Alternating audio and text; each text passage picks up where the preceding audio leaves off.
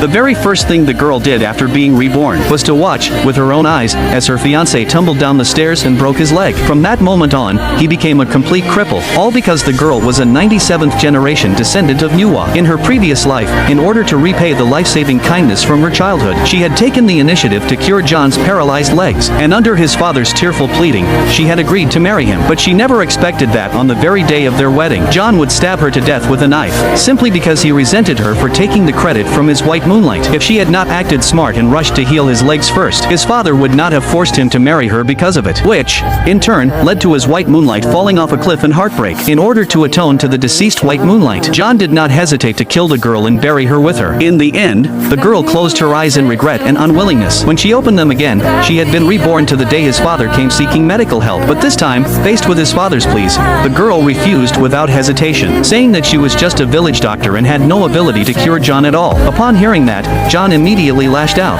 calling her a fraud. His white moonlight had already gone up the mountain to gather medicine for him. Even without the girl, he could still stand up. Hearing this, the girl suddenly realized that John had also been reborn, because in her previous life, he had been crying and begging her to treat him. As they spoke, the white moonlight arrived, carrying a Tianshan snow lotus. The moment John saw her, he was overjoyed. On the spot, he promised that once she recovered, he would marry her. The girl was too lazy to watch the two of them show off their affection, and directly ordered them to leave. Upon hearing that, the white moonlight became convinced that the girl was afraid of being overshadowed by her, so she warned the girl not to keep indulging in wishful thinking. Once she cured the young master, the position of young madam of the Liu family would be hers without a doubt. Seeing this, the girl kindly reminded the Liu family that although the Tianshan snow lotus could repair the young master's legs, it would be absolutely impossible for him to stand up with it in this lifetime. Upon hearing that, the white moonlight concluded that the girl was simply jealous of her, and immediately proposed a bet on the spot, that in 7 days, whoever could cure the young master's legs would win. The loser would not only have to kneel and beg for forgiveness, but also be driven out of the capital city forever.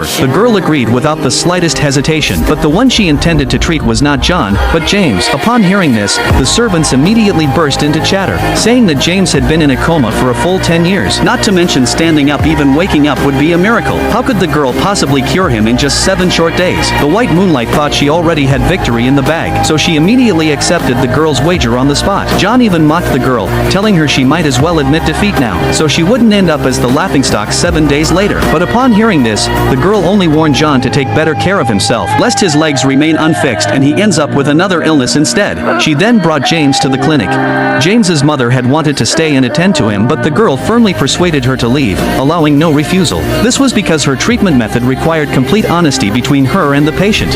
As long as the two of them stayed together for 7 days, the illness would dissipate on its own.